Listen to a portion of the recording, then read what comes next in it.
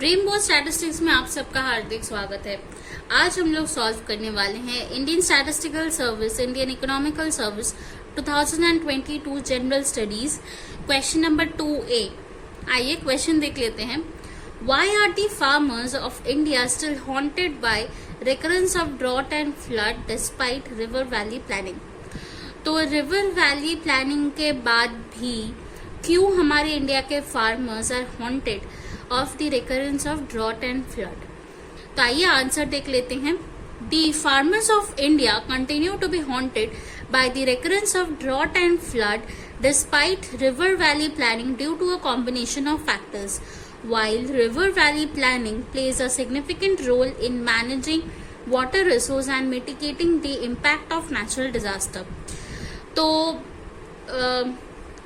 Introduction में यही दिया गया है कि फार्मर्स क्यों are still haunted of recurrence of drought and flood, वो हम आगे डिस्कस करेंगे।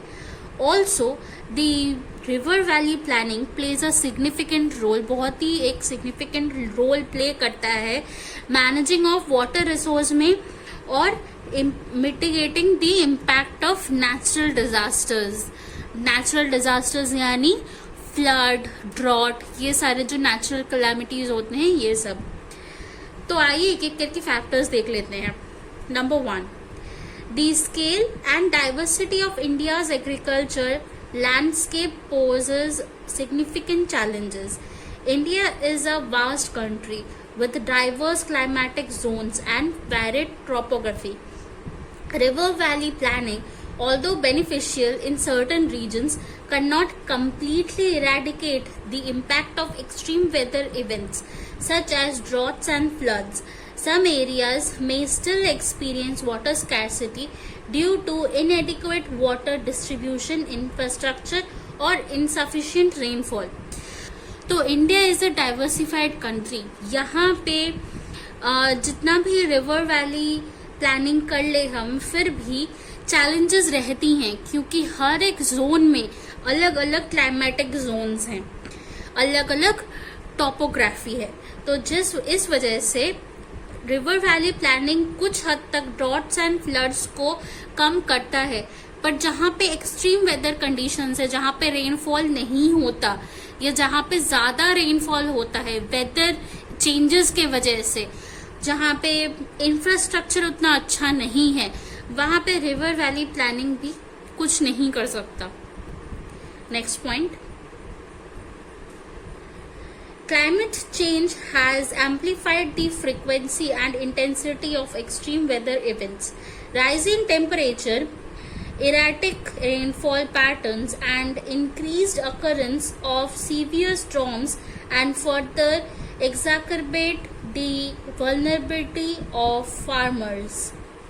तो क्लाइमेट चेंजेस जो होते हैं, अचानक से गर्मी पड़ रही है, अचानक से सर्दी पड़ रही है, या बारिश ही नहीं हो रही है बारिश के महीने में, तो ये सारे जो क्लाइमेटिक चेंजेस है, जो फ्रीक्वेंसी ऑफ क्लाइमेटिक चेंजेस जो बदल रही हैं जल्द से जल्द, इस वजह से क्या होता है, इस वजह से सीवियर स्टॉर्म आने के चांसेस है, रेनफॉल पैटर्न चेंजेस हो जाते हैं, and because of all these reasons farmers को बहुत ज्यादा दिक्कत होती है। While river valley planning may have been designed based on historical data, climate change has altered these patterns, making it difficult to accurately predict and plan for water availability and distribution. तो river valley planning हम historical data के basis पे हमने बनाया है, पर बात यह है कि क्लाइमेटिक चेंजेस ऐसे ऑल्टर हो रहे हैं दीज डेज, इनके पैटर्न्स ऐसे चेंज हो रहे हैं कि हिस्टोरिकल डेटा से हम कोई फायदा नहीं है, क्योंकि अभी हम एक्यूरेटली प्रेडिक्ट नहीं कर सकते हैं कि बारिश कब होगी, गर्मी बहुत ज्यादा कब पड़ेगी, अचानक से कब ठंड पड़ेगी, ये प्रेडिक्ट करना बहुत मुश्किल है।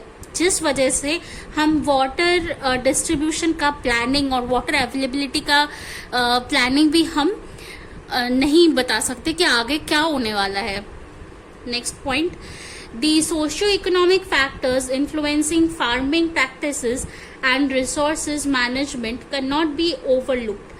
Issues such as fragmented land holdings, lack of access to modern technology and resources, inadequate financial support, and insufficient agricultural practice contribute to farmers' vulnerability. These factors limit the capacity of farmers to effectively utilize the water resource made available through river valley planning. तो socio economic factors भी है. Socio economic factors मतलब क्या, जो resource management, जितने भी हमारे नए नए इक्विपमेंट्स हैं, नए नए टेक्नोलॉजीज हैं, उन सब पे डिपेंड करता है, और ये सब फार्मर्स के पास नहीं होता है. अभी बहुत ही कम फार्मर्स के पास हम नए नए टेक्नोलॉजिकल इक्विपमेंट्स देख सकते हैं. सारे फार्मर्स के पास नहीं होता है, मॉडर्न टेक्नोलॉजी एक्सेस नहीं है. ऑल्सो इनएडिक्वेट फाइनेंशियल सपोर्ट, उनके पास फाइनेंशियल सपोर्ट भी नहीं होता है, जिस वजह से एग्रीकल्चरल प्रैक्टिस दिन भर दिन कम होते जा रहे हैं, एंड फार्मर्स को इस वजह से बहुत ज़्यादा इफेक्ट होता है. Now the conclusion. To address these challenges, a holistic approach is necessary. This includes strengthening and expanding the river valley planning infrastructure, investing in climate resilient agricultural practice, promoting water conservation and management techniques, and providing farmers with the necessary support and resources. तो यही challenges को overcome करने के लिए हमें क्या क्या करना चाहिए. हमें strengthening and the expanding of river valley planning, हमें रिवर वैली जो प्लानिंग है वो हम कुछ ही जोन्स में अभी तक कर पा रहे हैं. तो पूरे इंडिया में ये रिवर वैली प्लानिंग फैले, सब इस प्लानिंग के अंदर सब काम करे, तो ये हमें देखना है. ये एक चैलेंज है और ये हमें करना चाहिए. नेक्स्ट जो चैलेंजिंग पार्ट है वो है climate resilient agricultural practice. Climate को अंडरस्टैंड करके उसके अंडर हम एग्रीकल्चरल प्रैक्टिस को एनहांस करें और फार्मर्स को फिनेंशियली, इक्विपमेंट, टेक्नोलॉजी, इन सब बेसिस पे फार्मर्स को भी सपोर्ट करें, तो ही ये चैलेंजेस हमारे पूरे हो सकते हैं. ये था आज आपका वीडियो. आशा आप सबको ये आंसर समझ आया है. कोई भी डाउट है, कोई भी क्वेरी है, please feel free to comment down below. अगर वीडियो अच्छा लगे तो hit the like button, share with your friends, and don't forget to subscribe our channel, hit the bell icon ताकि नोटिफिकेशंस आपको मिलती रहे. Thank you for watching.